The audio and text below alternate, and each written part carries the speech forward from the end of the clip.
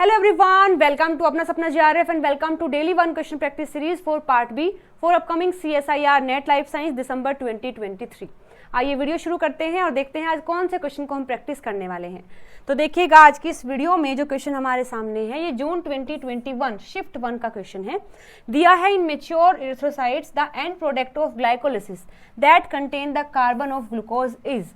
मतलब ये क्वेश्चन आया है यूनिट नंबर 1 रेस्पिरेशन से, और रेस्पिरेशन में भी जो ग्लाइकोलिसिस वाला टॉपिक है वहां से क्वेश्चन आया है। पूछा है कि जो मेच्योर आरबीसी होती है, मतलब जो इरिथ्रोसाइट है उनको आरबीसी भी बोलते हैं, तो जो मेच्योर आरबीसी होती हैं उनके अंदर ग्लाइकोलिसिस का जो एंड प्रोडक्ट होता है वो क्या होता है। बेसिकली आप ये भी मान सकते हैं कि ग्लूकोज में जो कार्बन आए हैं वो कौन सा एंड प्रोडक्ट होगा जिसमें वो आएंगे। ठीक है, चलिए बात करते हैं इसके आंसर की। तो सबसे पहले मैं बता देती हूँ आरबीसी के बारे में। जो आरबीसी होता है ये एक ऐसा सेल है हमारी बॉडी का जिसके पास ना ही तो न्यूक्लियस होता है ना ही कोई ऑर्गेनेली होती है। जैसे ही ये सेल मैच्योर हो जाता है उसके बाद न्यूक्लियस, माइटोकॉन्ड्रिया, जो भी चीज़ें थी वो सब खत्म हो जाती हैं। ऐसा इसलिए क्योंकि आरबीसी का काम है पूरी बॉडी के अंदर ऑक्सीजन को कैरी करना, तो उसको ज़्यादा स्पेस की रिक्वायरमेंट है ताकि वो ऑक्सीजन को अपने अंदर स्टोर कर सके और फिर कैरी कर सके, इसलिए बाकी चीज़ों को हटा दिया जाता है। ठीक है, तो स्टार्टिंग में क्या होता है कि जो हमारा बोन मैरो है उसके अंदर आरबीसी फॉर्म होता है। कौन से सेल से? जिसका नाम है मल्टीपोटेंट स्टेम सेल। इससे फॉर्म होता है एक सेल जिसका नाम है प्रोइरिथ्रोब्लास्ट। और इस टाइम पर यहाँ इस सेल के अंदर हीमोग्लोबिन की फॉर्मेशन हो रही होती है, क्योंकि आरबीसी का काम है ऑक्सीजन को कैरी करना और कैरी करने में हेल्प करता है हीमोग्लोबिन। तो जैसे ये फॉर्म होता है स्टार्टिंग में ही इसके अंदर हीमोग्लोबिन की फॉर्मेशन स्टार्ट हो जाती है, फिर धीरे धीरे वो बनता है एरिथ्रोब्लास्ट। ये कब बनेगा? एरिथ्रोब्लास्ट तब हम कहेंगे इस सेल को जब एचबी कंप्लीट बन चुका होगा और उसने अपना न्यूक्लियस जो है वो इजेक्ट कर दिया, मतलब अपना न्यूक्लियस उसने खत्म कर दिया है। उसके बाद फिर इसको बोलते हैं रेटिकुलोसाइट। तो ये कब बोलेंगे?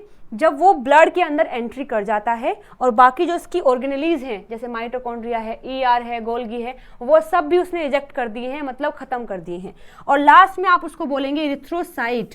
कब बोलेंगे? जब वो मेच्योर आरबीसी हो जाएगा, मतलब इस दौरान उसके पास ना ही तो कोई न्यूक्लियस है ना ही कोई ऑर्गेनेली है, बस उसके पास एचबी है और वो ऑक्सीजन को कैरी कर रहा है। उस दौरान आप कहेंगे इसको या तो इरिथ्रोसाइट या फिर मेच्योर आरबीसी। तो क्वेश्चन में जो आपसे पूछा है वो यहाँ से क्वेश्चन आया कि जब ये सेल ऐसा हो जाता है और उसमें जब ग्लाइकोलिसिस होती है तो एंड प्रोडक्ट में जो ग्लूकोज का कार्बन है वो किस में आता है। तो देखो यहाँ होता क्या है कि जो आरबीसी है उसके पास माइटोकॉन्ड्रिया नहीं है और एरोबिक रेस्पिरेशन के लिए रिक्वायरमेंट होती है माइटोकॉन्ड्रिया की, तो वो तो वहाँ पर नहीं हो पाएगा। तो इस तरीके से जो आरबीसी है उसके अंदर चलता है एनारोबिक रेस्पिरेशन। इसमें क्या होता है कि सबसे पहले जो ग्लूकोज है वो आएगी इसके अंदर, ग्लूकोज कन्वर्ट होगी पायरुवेट में, ग्लूकोज कन्वर्ट होगी 2 मोल ऑफ पायरुवेट में। उस दौरान वहाँ पर 2 एटीपी बनेंगी और 2 NAD पॉजिटिव से 2 NADH बनेंगे। जैसे ये पायरुवेट बन जाता है उसके बाद साइटोप्लाज्म में ही, आरबीसी के साइटोप्लाज्म में ही एक एंजाइम होता है LDH, लैक्टेट डिहाइड्रोजिनेज। ये इस पायरुवेट को कन्वर्ट कर देता है लैक्टेट में। तो यहाँ पर आरबीसी के अंदर जो ग्लाइकोलिसिस का एंड प्रोडक्ट होता है वो लैक्टेट होता है। तो ग्लूकोज के जो कार्बन है वो किस में आएंगे? ऑब्वियसली लैक्टेट में आएंगे, क्योंकि ये इसका एंड प्रोडक्ट है। और लैक्टेट जब बनता है तो वहाँ पर 2 NADH को इस्तेमाल किया जाता है और वो कन्वर्ट हो जाते हैं 2 NAD पॉजिटिव में। तो ये 2 NADH कहाँ से आते हैं? यहाँ से आते हैं, और फिर जब वो कन्वर्ट हो जाते हैं तो फिर से यूज़ कर लिए जाते हैं इसी प्रोसेस में। तो ऐसा ही चलता रहता है आरबीसी के अंदर।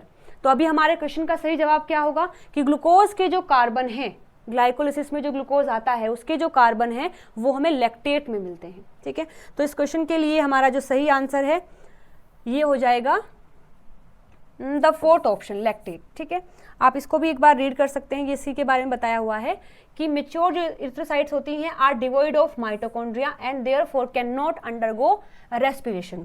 मतलब कि जो मैच्योर आरबीसी होती हैं उनके पास माइटोकॉन्ड्रिया नहीं होता है, इसीलिए वो रेस्पिरेशन नहीं कर सकती हैं। Instead they rely on the glycolysis to generate the energy. इसीलिए वो पूरी तरीके से डिपेंड होती हैं ग्लाइकोलिसिस पर एनर्जी को फॉर्म करने के लिए। The end product of glycolysis in mature RBC is lactate which is then release into the blood stream. तो सबसे जो लास्ट प्रोडक्ट होता है ग्लाइकोलिसिस का वो लैक्टेट होता है। ठीक है, तो आई होप आपको ये क्वेश्चन समझ आ गया होगा। अभी भी अगर कोई डाउट है तो आप कमेंट करके मुझसे पूछ सकते हैं। चलिए मिलते हैं अगली वीडियो में नए क्वेश्चन के साथ में। Till then bye bye, take care.